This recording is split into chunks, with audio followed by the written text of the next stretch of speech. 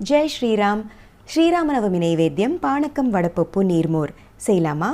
பானக்கம் செய்ய ஒரு பவுலில் வெல்லத்தை சேர்த்து நிறைய தண்ணி விட்டு cardamom powder, try ginger powder, உப்பு, ஒரு சின்ன பீஸ் ஆஃப் பச்சை கருப்பருமை நொறுக்கி சேர்த்து நல்லா கலந்து விட்ட பின்ன ஃபில்டர் பண்ணிக்கலாம். அடுத்து கொஞ்சம் துளசி இலைகள், பிளாக் பெப்பர் பவுடர், எலுமிச்சை சாறு பிழிஞ்ச பானக்கம் ரெடி. அடுத்து வடப்பப்பு செய்ய ஊற வச்ச பாசிப்பருப்போட மாங்காய், வெள்ளரிக்காய், பச்சை மிளகா, உப்பு, எலுமிச்சை சாறு, கொத்தமல்லியை சேர்த்து ஸ்டேர் பண்ண வடப்பப்பு ரெடி.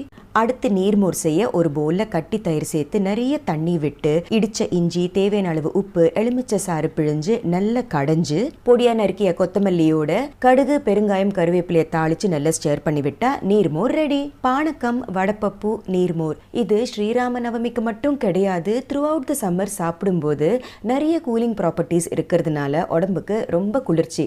என்ன ட்ரை பண்ணுவீங்க தானே? மீனா சமையலை பாருங்க, லைக், ஷேர், சப்ஸ்கிரைப் பண்ணுங்க. பாய்.